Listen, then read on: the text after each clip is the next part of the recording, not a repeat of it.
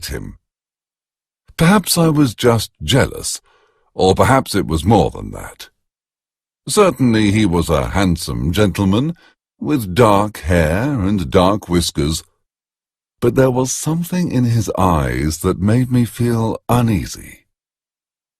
He began to call at our house, and then my mother started putting on her prettiest dresses and going out in the evenings.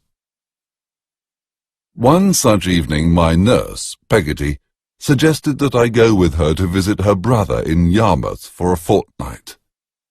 I agreed immediately, happy at the thought of an adventure. I did not realize how different things would be on my return. The day of our departure soon arrived, and Peggotty and I climbed into the carrier's cart that was to take us to Yarmouth. My mother and I kissed each other, and we both cried.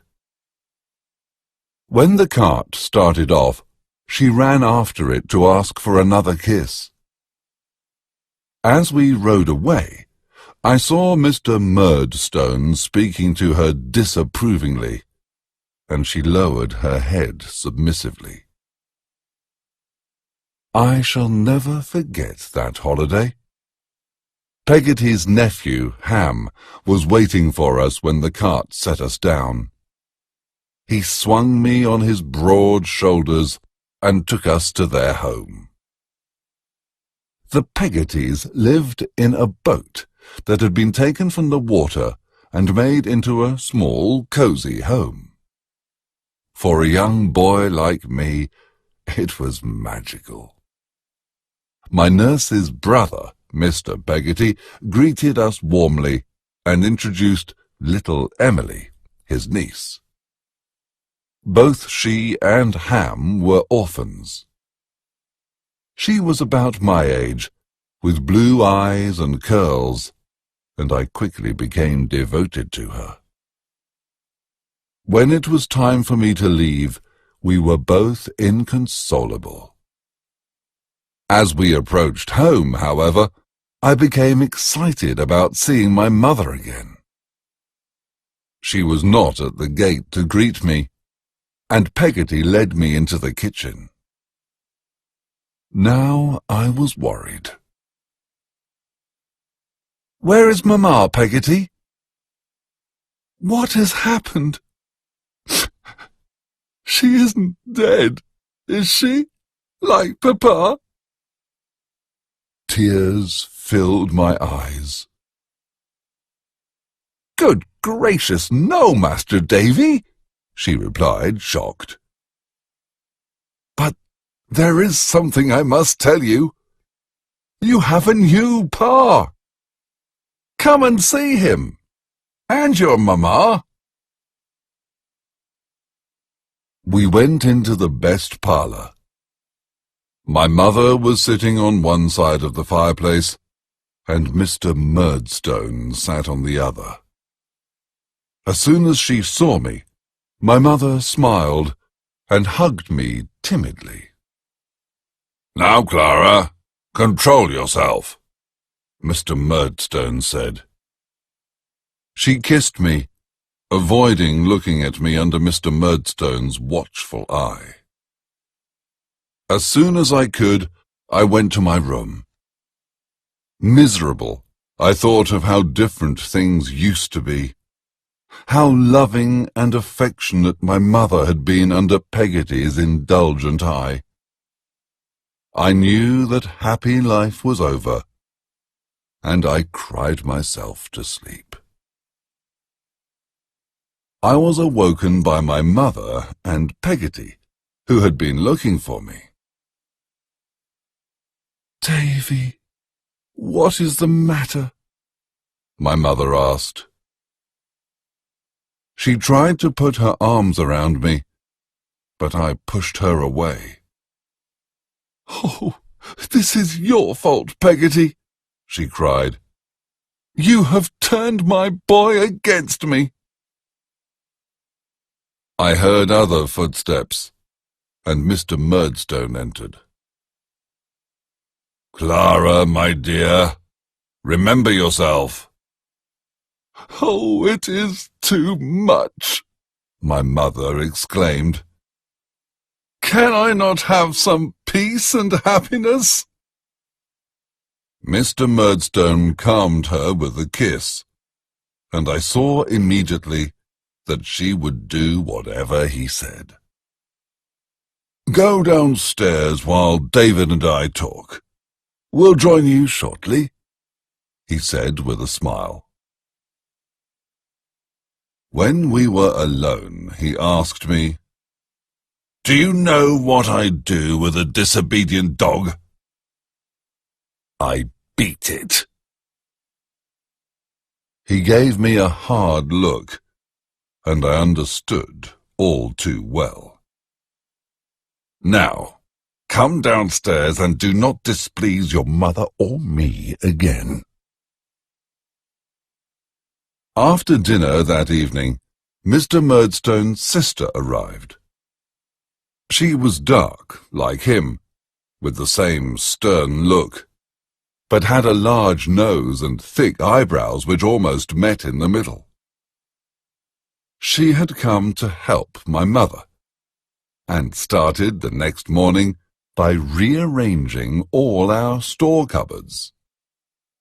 From then on, she took control of everything. On the one occasion that my mother asked to be consulted occasionally, Mr. Murdstone accused her of being ungrateful and expressed his disappointment.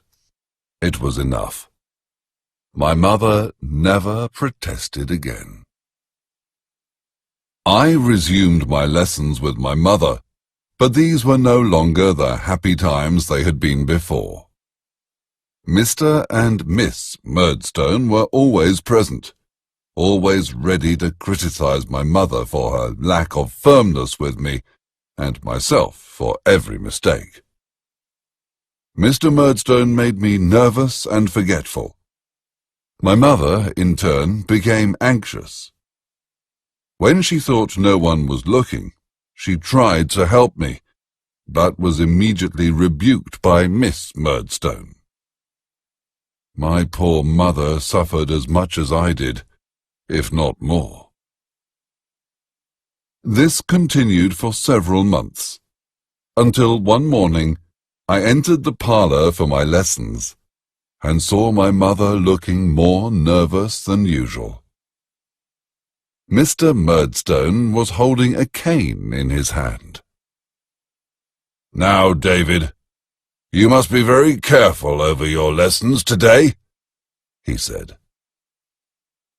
The effect was, of course, that I became particularly forgetful, and things went from worse to worse. Finally, my mother burst into tears. "David, you and I will go upstairs," Mr. Murdstone said, taking my arm. My mother ran after us, but Miss Murdstone stopped her.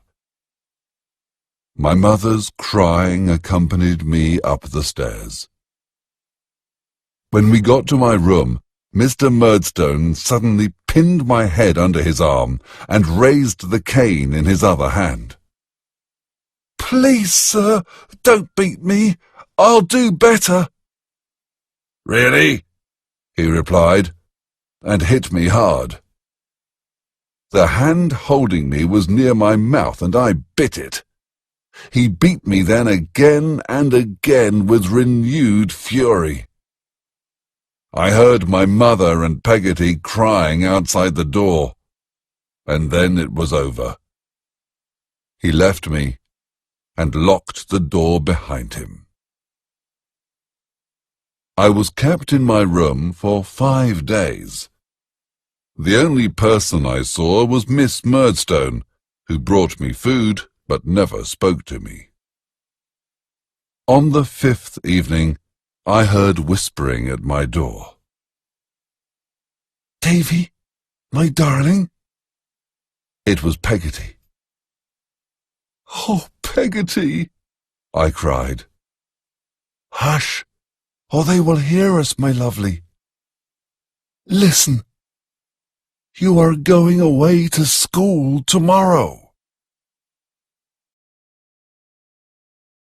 Chapter 2. School. I left after breakfast the following morning. My mother, her eyes red from crying, embraced me and told me to be good.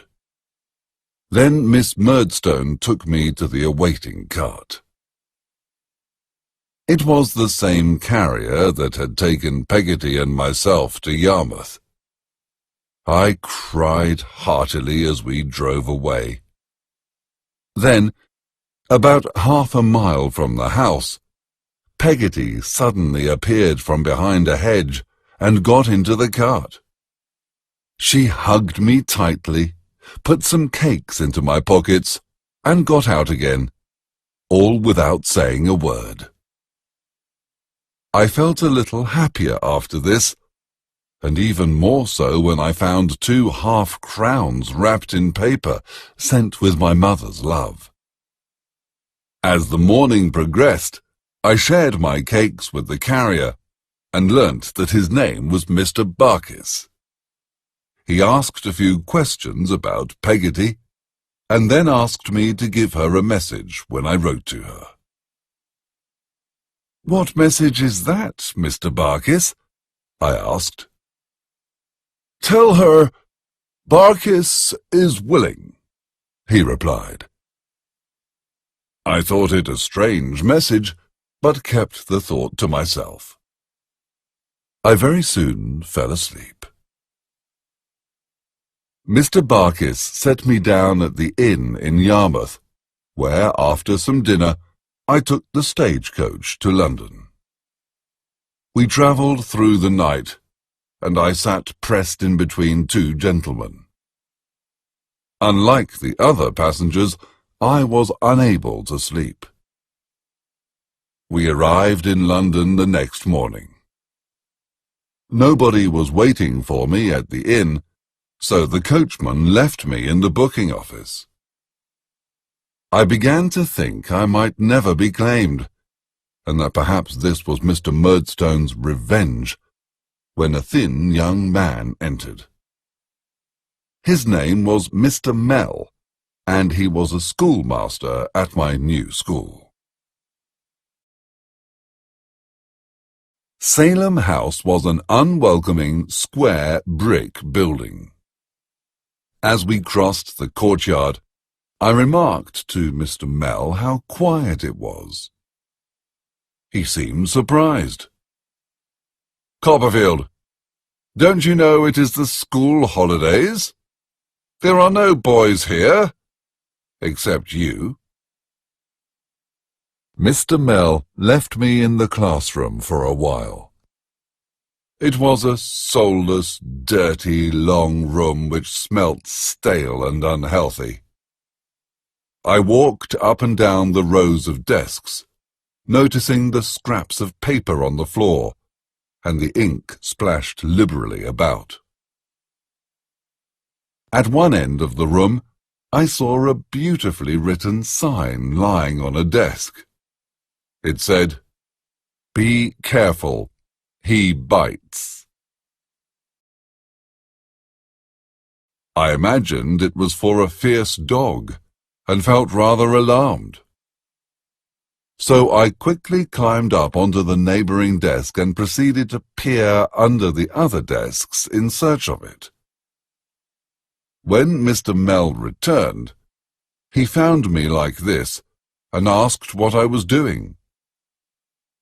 "I'm looking for the dog, sir," I replied. He looked at me gravely. "I'm sorry, Copperfield," he said. "It's for you. I've been instructed to make you wear it." He helped me down from the desk and put the sign over my head so that it hung on my back.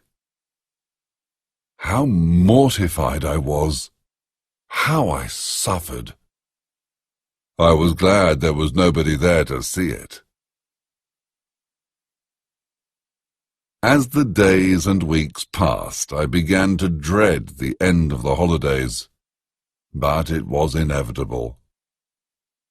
Preparations were made for the boys' return, and one morning it was announced that the headmaster, Mr. Creakle, would return that evening. After supper, I was summoned before him.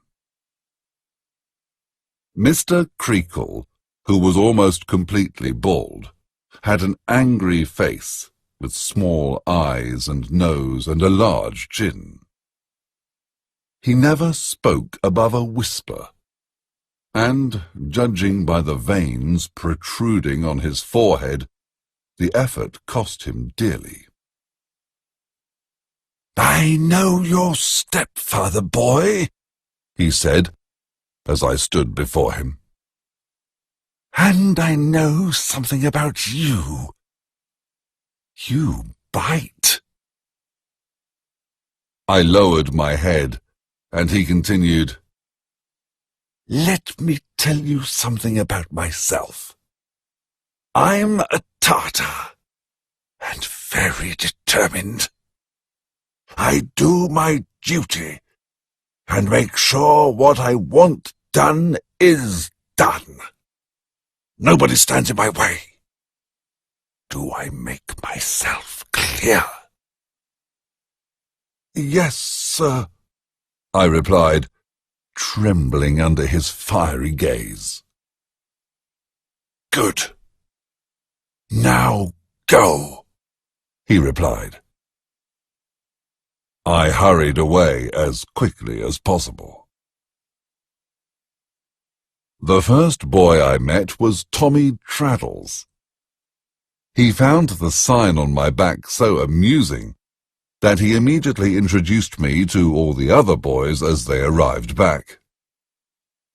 However, the most important introduction took place in the playground, and was to a boy some 6 years older than myself, who was respected and admired by all the boys in the school. Steerforth, for this was his name, asked me why I had to wear the sign, and, hearing my story, declared it was a shame. I became devoted to him immediately, and he took me under his wing. School was a sorry business. Mr. Creakle was indeed a Tartar, and took great delight in using his cane. He seemed to particularly enjoy caning the chubbier boys, and a day never passed without poor Traddles receiving a beating. The only exception was Steerforth, who Mr. Creakle never raised his cane to. The months passed, and finally the holidays came, and I went home. I was so excited to see my mother and Peggotty. My mother was sitting in the parlour when I arrived, with a baby in her arms. She looked thinner and more fragile than before, although still pretty. On seeing me, she got up to embrace me. "Davy, my boy, I'm so happy to see you. This is your little brother," she said, showing me the baby. Peggotty came running in then and held me to her. "Oh, Master Davy, let me look at you." That evening was the best day of the holiday. Mr. and Miss Murdstone were not at home, and we three all dined together. I told them about Mr. Creakle and Steerforth, and we talked and laughed. I almost believed Mr. Murdstone did not exist, until we heard the door open later on. My mother suggested I went to bed quickly. Mr. Murdstone did not approve of going to bed late. I said good night and slipped out of the room. The next morning Mr. Murdstone was sitting in the parlour. I approached fearfully and apologized for biting him.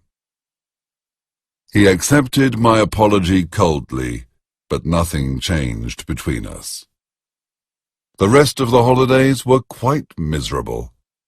Whenever I entered the room in the middle of a conversation, Mr. Murdstone or his sister stopped speaking and became serious, while my mother looked anxiously from one to the other. I, therefore, tried to remain out of the way and sat silently through meals. This behavior drew criticism too, and if my mother attempted weakly to defend me, she was also rebuked. Finally, the day came to return to school. My mother came to the gate to say goodbye. When I was sitting in the cart, she held up the baby for me to see, and stood that way as we drove away.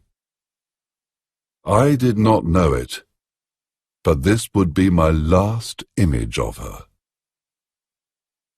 Now I must relate the saddest time of my life. My birthday was about 2 months after my return to school. After breakfast, I was told to go to the parlour. I imagined that Peggotty or my mother had sent something for me, but was conscious of something like pity in the schoolmaster's eyes. Mr. Creakle was still at the breakfast table when I arrived, but he quickly left the room. His wife sat me down beside her, and, with a sad look, took my hand. "My poor boy, sit beside me. I'm afraid I have some very sad news. Your mother has died." I cried long and hard, while Mrs. Creakle held me. The news quickly spread through the school, and I had the bitter satisfaction of a new-found status among the boys. Chapter 3. Everything Changes. And so the worst period of my life began. I was sent home the next day, but any hope I had of finding much comfort there was immediately dashed. Mr. Murdstone ignored my presence entirely, and sat consumed by his own grief, while his sister busied herself with practical matters. I saw little of Peggotty except at night, when she sat by my bed and offered me the only comfort I found under that roof.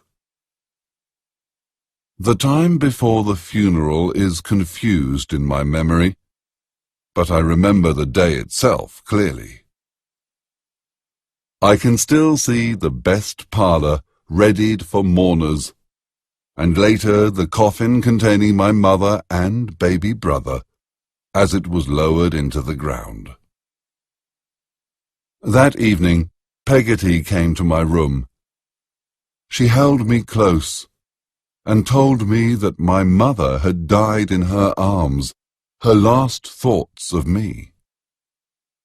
The baby had died the following day. The first thing Miss Murdstone did after the funeral was over was to give Peggotty a month's notice.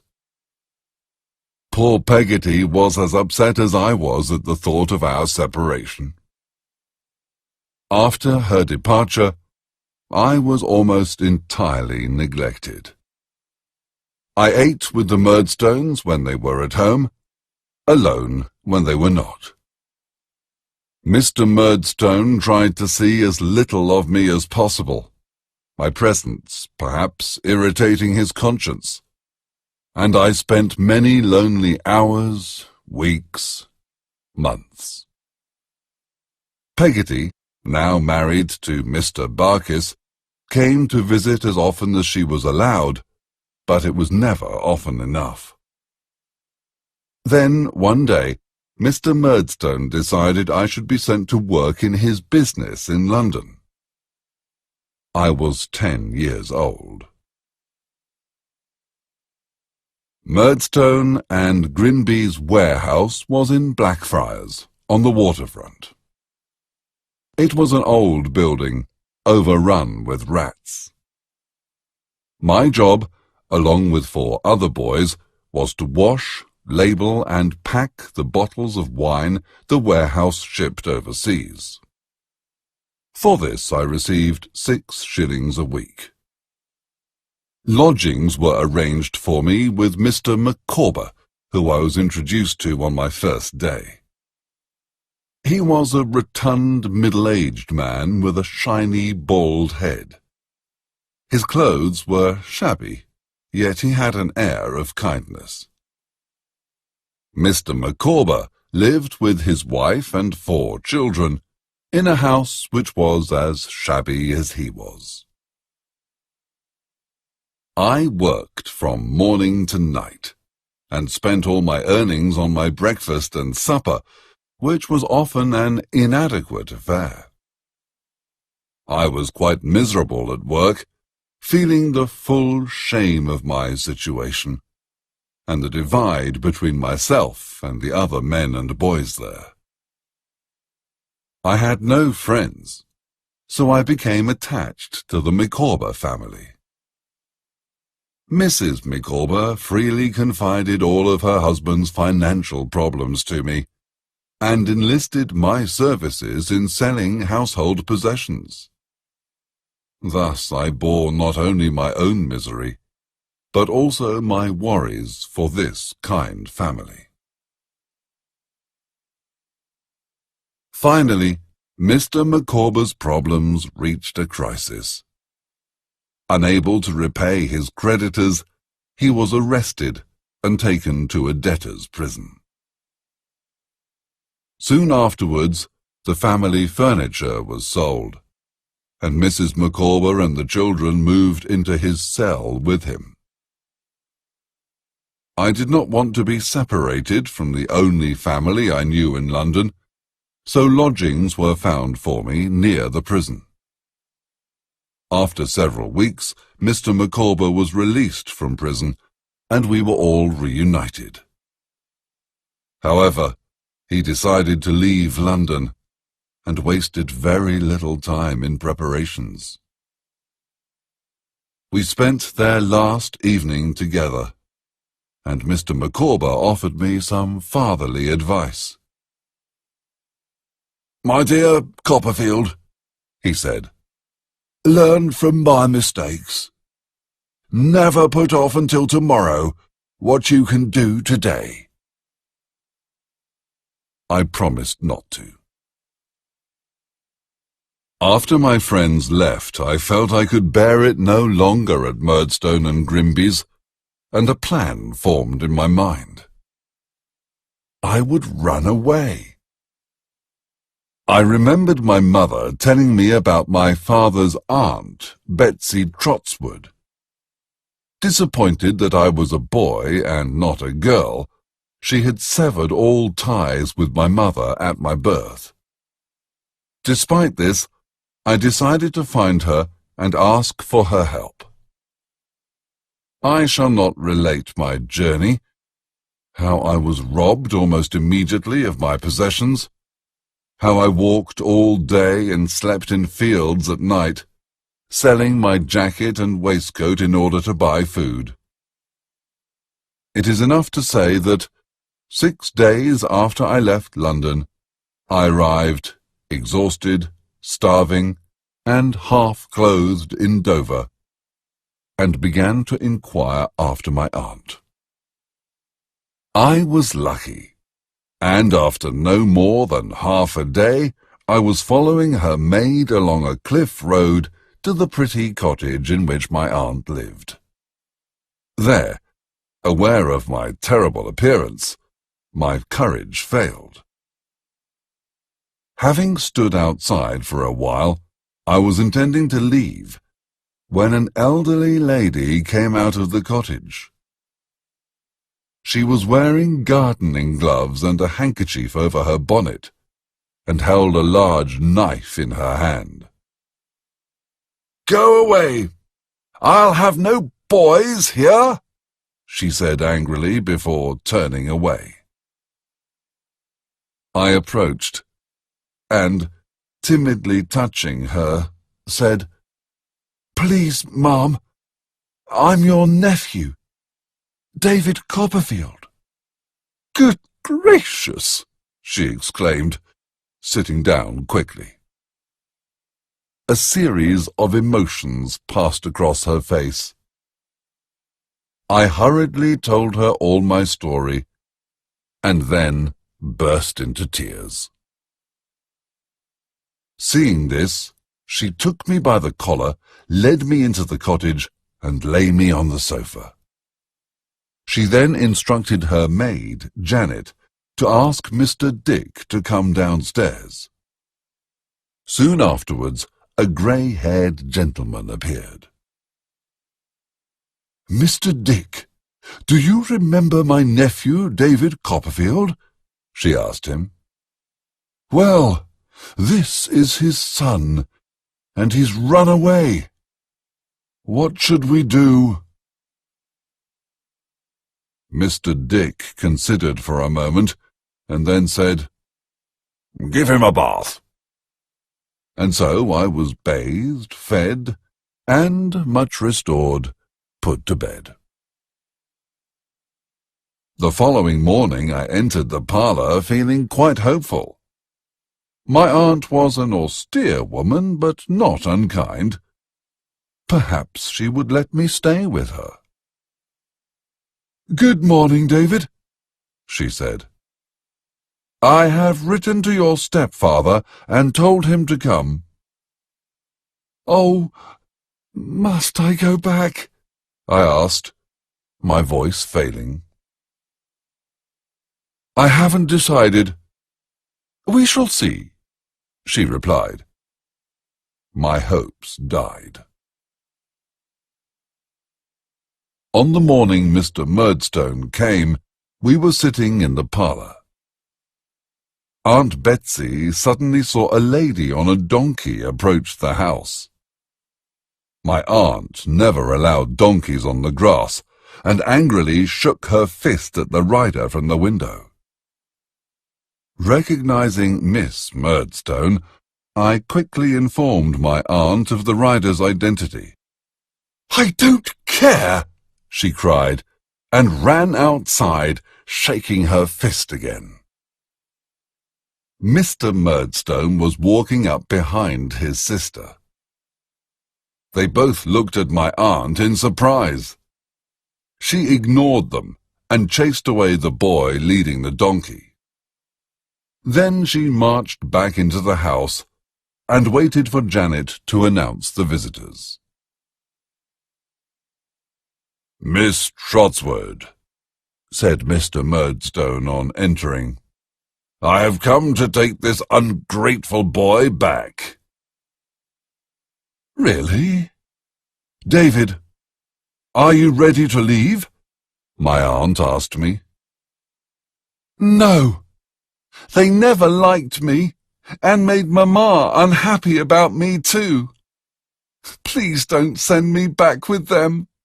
I was so miserable," I exclaimed.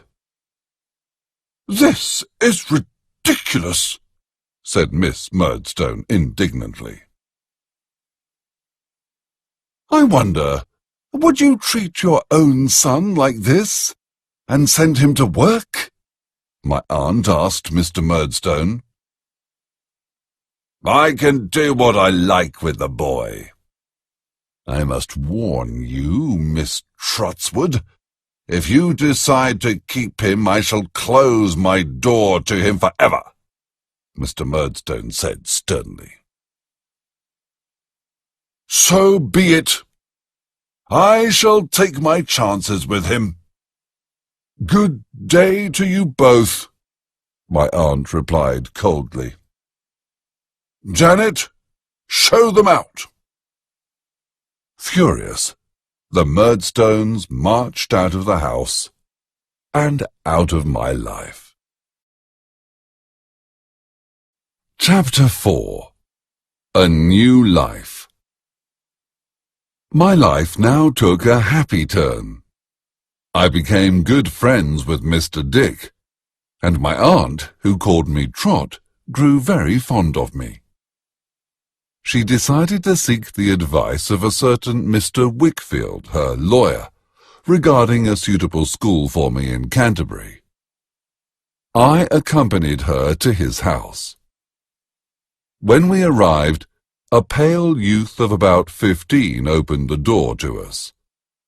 He had extremely short red hair, no eyebrows or eyelashes, and was bony and ill-proportioned, with skeleton-like hands.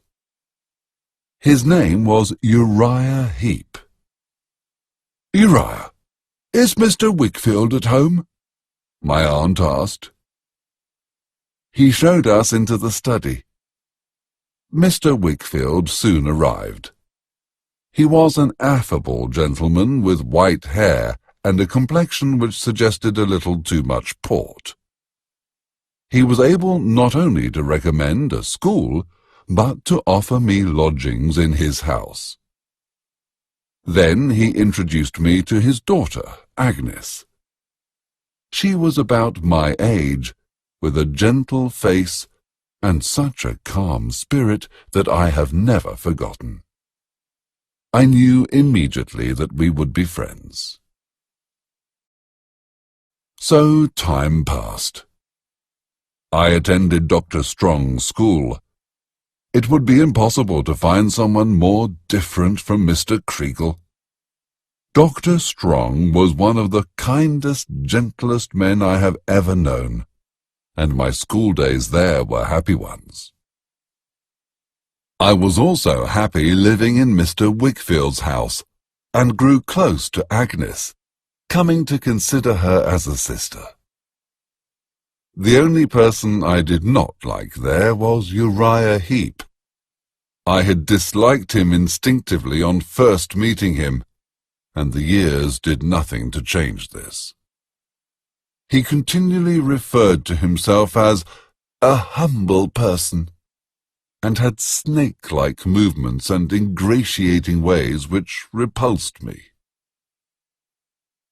Finally, the time came for me to leave school and take my place in the world. I was 17. At my aunt's suggestion, I took some time to think about what I wanted to do next, and decided to visit my dear old nurse, Peggotty. I took the stagecoach to London, stopping for the night at an inn there. As I sat near the fire, a handsome, well-dressed young man entered the room. It was Steerforth. "Steerforth! Don't you recognize me?" I asked, approaching him hand outstretched. He looked at me hard, and then I saw recognition light up his face. "Why, it is Copperfield!" he exclaimed, shaking my hand heartily. "I'm so glad to see you," I said, tears coming to my eyes. We sat and talked. He was on his way from Oxford University to see his mother, and suggested I went with him. I agreed happily, and we set off the next morning. I spent a delightful week with them, during which Steerforth taught me to ride. When I finally made up my mind to continue my journey, Steerforth decided to accompany me. And so we travelled to Yarmouth together.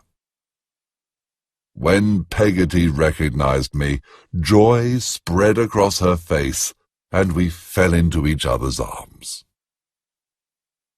Steerforth charmed Peggotty with his easy ways and affection for me. That evening we all went to Mr. Peggotty's little boat and knocked on the door. We could hear the sound of laughing and celebrating coming from inside. "Look who is with me, brother," Peggotty said, indicating myself. "Why, Master Copperfield!" Mr. Peggotty exclaimed, shaking my hand and then Steerforth's. "What are you celebrating, if I might ask?" I inquired, looking round the room at everyone. "Such good news! My Emily is to marry Ham," Mr. Peggotty said, happily taking Emily's hand in his. She blushed prettily. What a beauty she had become. Ham stood grinning with pride.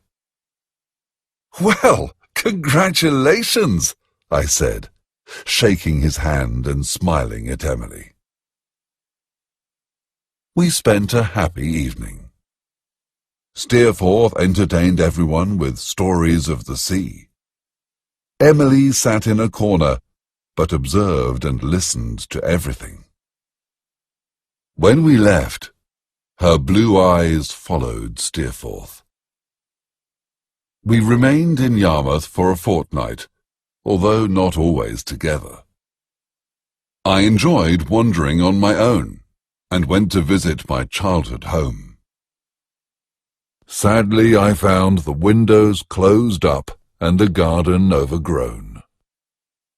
Steerforth spent a great deal of time with Mr. Peggotty, sailing. At last, a letter arrived from my aunt, reminding me of my purpose and inviting me to join her in London. It was decided. I would become a proctor. My aunt found me a position as a clerk with Spenlow and Jorkins, and we found lodgings nearby. Imagine my delight when I met Traddles again in London, lodging with my old friend Mr. Micawber. After a trial period I was articled. Mr. Spenlow invited me to his house, Norwood, for the weekend. When we arrived, he immediately called for his daughter. We entered a room, and there she was, Dora Spenlow. I fell in love instantly. Later, we walked in the garden together. She wore a straw hat, and had such blue eyes and curls. A little black dog, Jip, was by her side. We made idle conversation and walked together to the greenhouse. There she stopped to admire the geraniums, and, laughing charmingly, held Jip in her arms. I followed her from flower to flower, her slave. Dora became my life. I thought of her constantly, and walked along the road to Norwood so many times hoping to see her that I soon became well known there. I saw Steerforth occasionally when he came up to London. On one such occasion he brought me news from Yarmouth. Mr. Barkis, Peggotty's husband, was dying. I resolved to go to Peggotty, and obtained permission from Mr. Spenlow. In the days following Mr. Barkis's death, I helped settle his affairs for Peggotty, and then stayed for the funeral. That evening we were all to meet at Mr. Peggotty's house, but Ham and Emily did not arrive. After a while, I went outside and saw Ham there, his head in his hands. "Ham, what is the matter?" I asked. He looked at me with dead eyes. "How can I tell him, Master Davy? How can I tell him that Emily has run away?" he exclaimed. "Run away? Where to? Who with?" I asked. I looked at Ham's face and knew. Steerforth. You may well imagine the misery that I witnessed that evening, and the feeling of loss greater than death that fell upon the house. Mr. Peggotty resolved to find Emily and never rest until he did. My sadness at the Peggottys' troubles weighed heavily upon me, and was lightened only by an invitation to Dora's birthday party. It was a picnic in the countryside. A young man with red whiskers claimed Dora's attention, and, in a state of jealousy, I flirted with the nearest girl I could find. I was miserable all afternoon.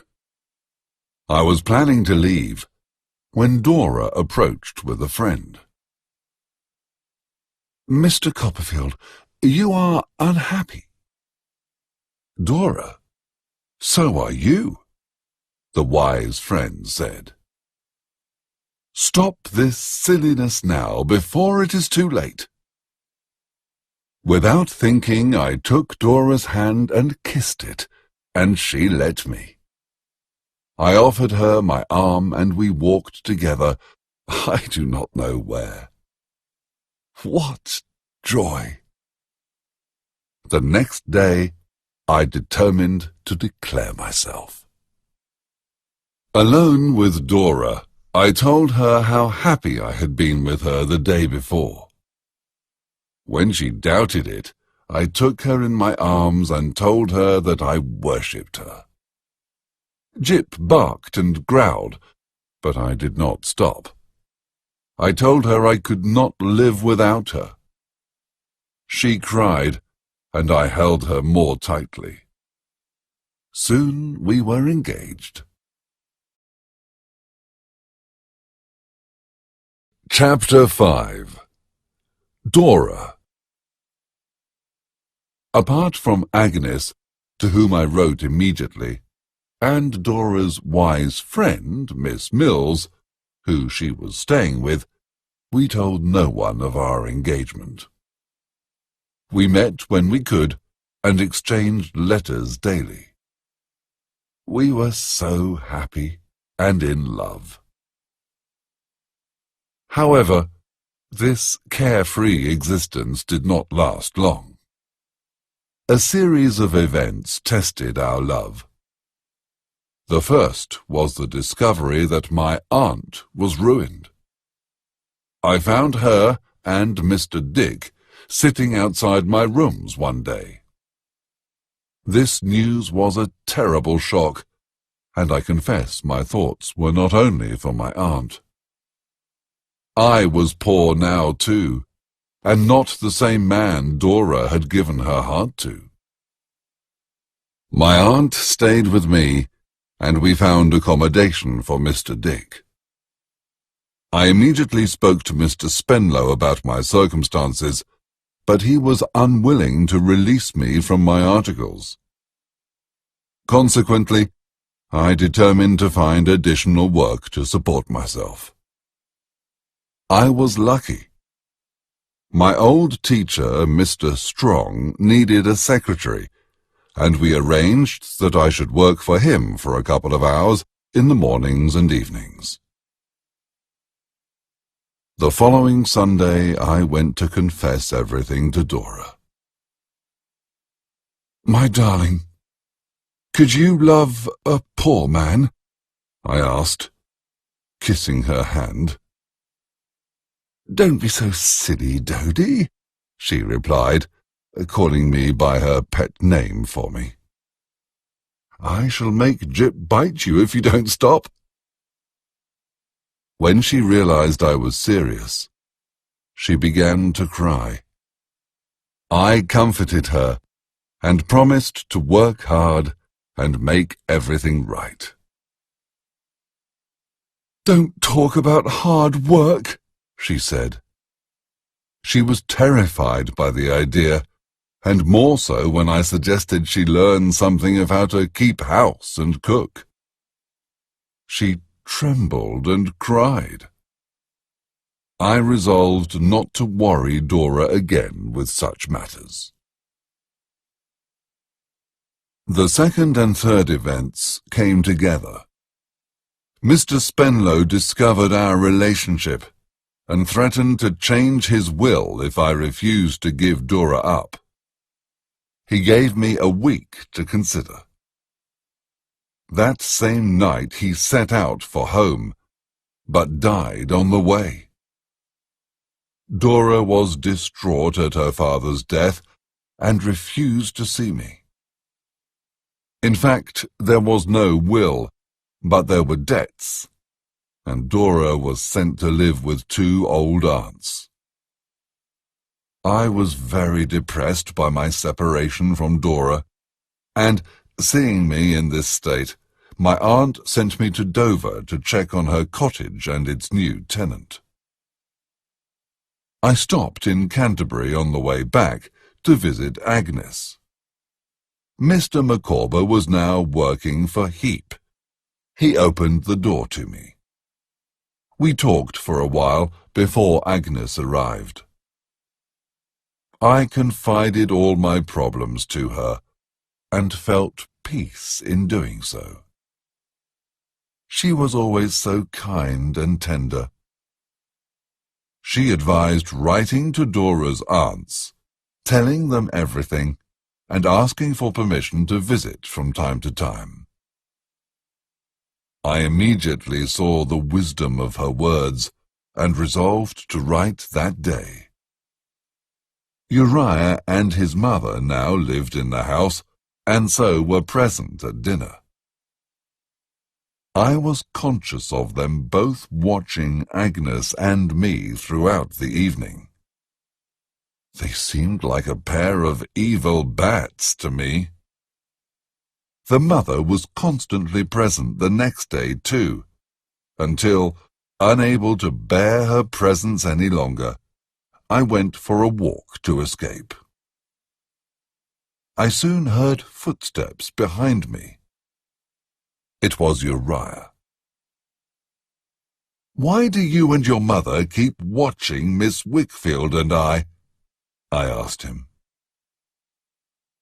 "You are a dangerous rival, Mr. Copperfield," he replied. "Rival? Do you think I consider Miss Wickfield other than a sister?" Perhaps not," he said. "But you must know, I hope to make her mine one day." "She is as far above you as the moon," I said, with feeling. He smiled slyly. That evening after dinner, Mr. Wickfield, Uriah, and I were alone. Uriah encouraged Mr. Wickfield to drink, and proposed a toast to Agnes. "Ah, Mr. Wickfield, to be her husband!" I heard a terrible cry from Mr. Wickfield. "Oh, this is torture!" he exclaimed. "Is it not enough that I have let him into my business and my house? That I have lost my good name and reputation? No! He wants my daughter, too. It is too much!" "Be careful what you say." "Remember, I know things, Mr. Wickfield," Uriah said menacingly. Agnes arrived then. "Papa, what is wrong?" she asked. "Come, let me help you to bed," she said, then looked at myself and Uriah. I left Uriah there too and went upstairs. I was greatly troubled by what I had seen. Agnes came to me later. Her eyes were red from crying, but she smiled. "Agnes, promise me you will not think of sacrificing yourself to Uriah." She smiled sadly and left me. I left the next morning full of concern. The letter I wrote to Dora's aunts on Agnes's advice bore fruit. I was invited to call. The aunts had considered my letter carefully and would allow me to visit every Sunday and twice during the week. I agreed immediately. Dora came in then. How happy I was to see her, and how she cried. Let me turn my recollections to a later date. I am 21, and Dora and I are married. Among my other occupations, I have begun writing, and Dora is never happier than when she sits next to me in the evenings, a supply of pens in her hand. She feels she is helping me, and I indulge her, loving to see her so happy. I remember it all so well. We had a little house in Highgate, but Dora proved incapable of mastering accounts or cookery. One evening, after a disastrous dinner, she sat on my knee with her arms wrapped around my neck. "Dodie, I'm so sorry. Will you do something for me? Will you think of me as your child wife? Then, when I do something wrong, perhaps you will forgive me more easily," she said earnestly. "My child wife," I said, holding her close. I was rewarded by her beautiful laugh. I never forgot this heartfelt appeal, and although I sometimes wished she were more practical, I learnt to accept her as she was, and always loved her dearly. In our second year of marriage, Dora fell ill. We thought she would soon be her old self again, but it was not to be. She spent more and more time resting on the sofa during the day, and I carried her tenderly to bed in the evenings. News came of Emily. She had been found. Mr. Peggotty thought it would be best for her to start a new life far away, and decided to emigrate with her to Australia. He asked me to accompany him to Yarmouth to tell everyone, and, leaving Dora in my aunt's care, I agreed. I did not feel I should be present when he told Ham, so I left him to break the news. Later I saw Ham standing alone, looking out to sea. We talked briefly, but never directly about Emily. Feeling he wanted to ask me something, I went to look for him the next day. "May I ask you something, Master Copperfield? Should I see her before she leaves?" he asked me. "No, I don't think so. I think it would be too hard for her," I replied. "If you want to tell her something, I could write a letter for you, Ham," I offered. "Thank you. You are a gentleman, and so much better with words than I am. I don't think I can forgive her or forget her, but I don't want to weigh heavy on her heart. Tell her that I'm fine.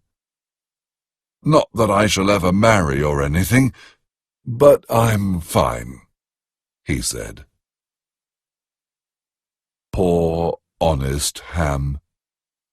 I promised to write for him. Mr. Peggotty emptied his little home the next day and packed the few things he wanted to take away, and we travelled back to London together. Chapter 6. Endings and Beginnings. I shall now relate how Uriah Heep was exposed for the villain he was. But, to do so, I must first go back a little in time. Shortly before Emily was found, I received a mysterious letter from Mr. Micawber. He was coming to London and wished to meet with me and Traddles. We waited for him at the appointed time and found him to be quite agitated. Wanting to get to the bottom of things, I invited him to come to Highgate with me, where I would introduce him to my aunt. He accepted. My aunt and Mr. Dick welcomed him warmly. He was moved by their hospitality, but was clearly upset about something. "Mr. Micawber, you are among friends here. Won't you tell us what is wrong?" I asked him. "What is wrong? Heep. That is what is wrong. He is a villain.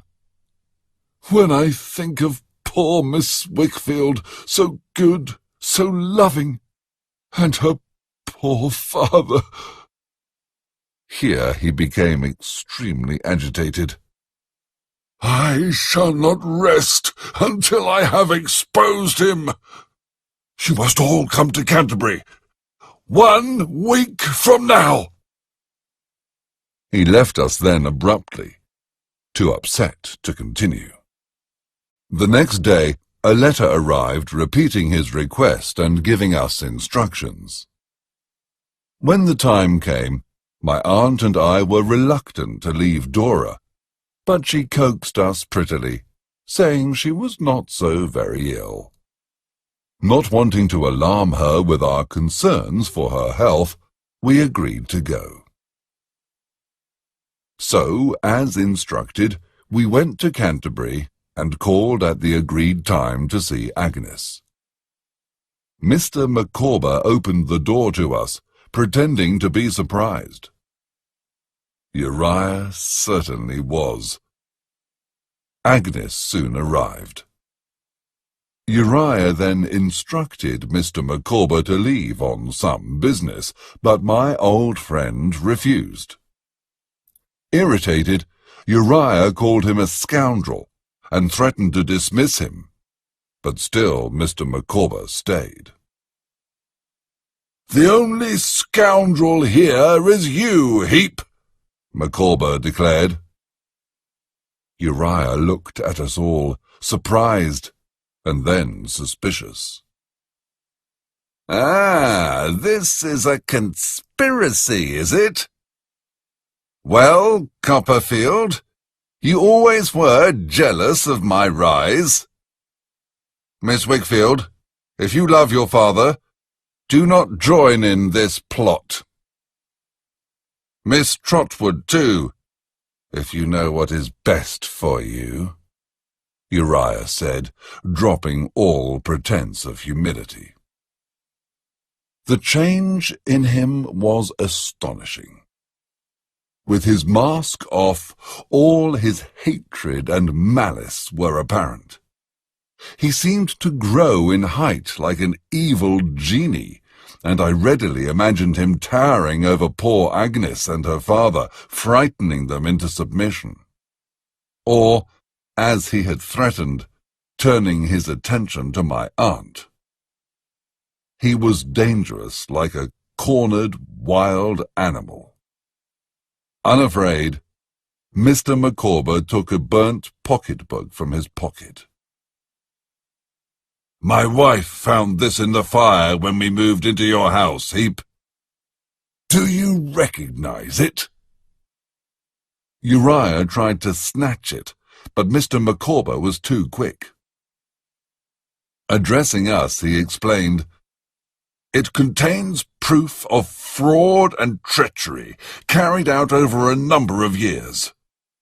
You see, Heep falsely obtained Mr. Wickfield's signature on important documents and has held him in his power ever since. First, he obliged him to make him a partner. Then he systematically forged Mr. Wickfield's signature on accounts and documents. Poor Mr. Wickfield lost his reputation with his clients and investors, and just recently, believing himself bankrupt, signed a document giving all of the business to Heap. I have it here. Uriah did not speak.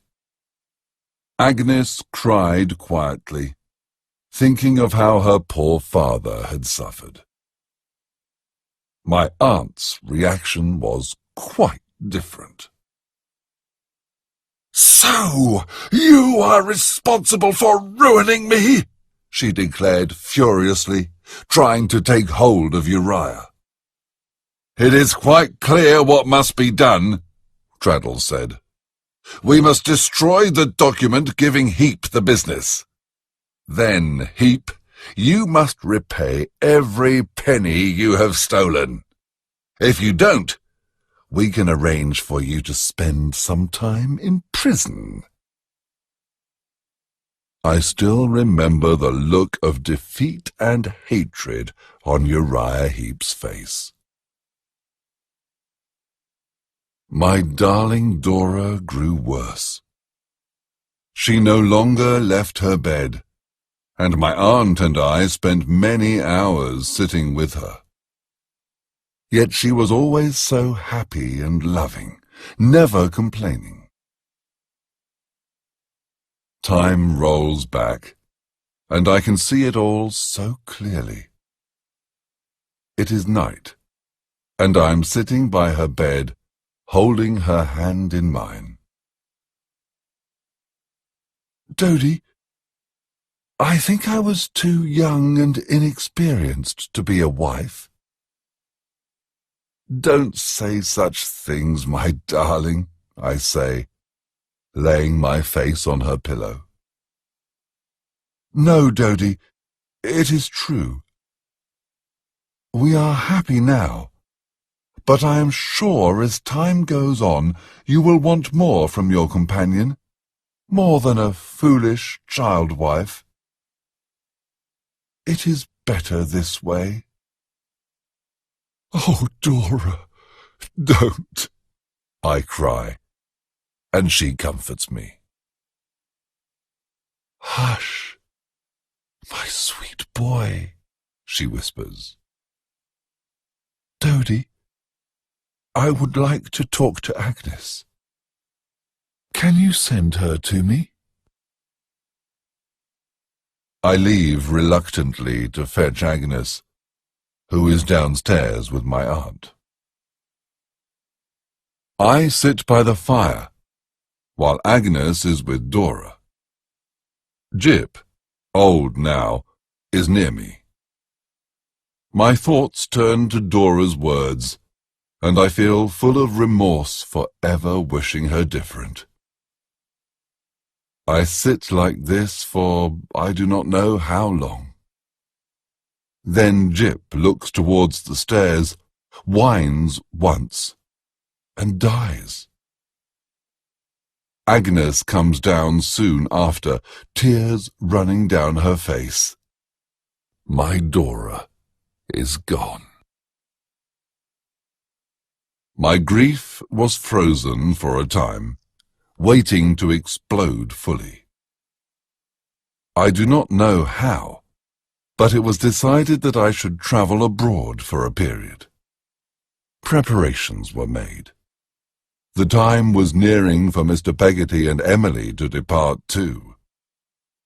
Mr. Peggotty showed me a letter from Emily to Ham, and I offered to take it to him before they left. So, once again, I went to Yarmouth. There was a terrible storm coming. I could not find Ham, and, worried, returned to the inn. Later, I was woken by voices calling out that a ship was going down, so, along with others, I hurried to the beach. The broken ship was hit by wave after wave. We watched helplessly as men disappeared under the sea. Then I saw Ham, and I understood his intention immediately. I tried to stop him, but he pushed me aside, gently saying, "If it is my time, then so be it, Master Copperfield." With ropes around his waist, he went into the water. Only one man remained on the ship now, clinging to a mast. He waved his red cap in a gesture I thought familiar. Ham almost reached him, but an enormous wave hit the ship then. The seaman pulled on the ropes and brought Ham back to shore. He was dead. Poor, honest Ham. I remained with him until a fisherman asked me to follow him. "Is there another body?" I asked. He did not reply, but walked to the shore. There, lying as he used to at school, was my old friend Steerforth. We carried his body to the inn, and in a dreamlike state, I travelled to break the news to Mrs. Steerforth, and then directly on to London. I was determined to keep the news of Ham's death from Mr. Peggotty, and let them leave happy. Consequently, I assured him that Ham had received the letter, and his thoughts were with his uncle and Emily. Mr. Peggotty boarded the ship. As he waved goodbye from the deck, I saw Emily appear next to him, and placing her head on his shoulder, she waved too. I travelled abroad from place to place, the burden of my grief growing heavier and heavier.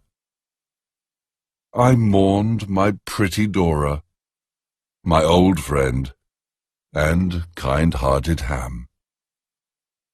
At times I wanted only to die and end my sorrow. Then a letter from Agnes arrived. Her gentle confidence in me gave me heart, and I slowly started to mend and to write. My feelings for Agnes began to change, or rather, I understood them better. I realized I loved her, and had always done so. I returned to England 3 years later, and went to my aunt's house in Dover. We had an emotional reunion. Talking, I asked her if Agnes had a lover. My aunt thought there was someone. I was not surprised, and I resolved to hide my true feelings from Agnes, and this I did in all my visits. It was Christmas. I had understood from my aunt that Agnes would soon marry. "Agnes, my sister, do you not trust me with your secret?" I asked her. "Do you think I cannot be happy for you in your marriage?" Agnes became upset and started to cry. Her look gave me hope. "If I thought you could ever love me as more than a brother, you must know I love you." "Oh, Trotwood, I have always loved you," she said through her tears. As I held her close, I fancied I saw Dora smiling at us happily, giving us her blessing. We were married 2 weeks later.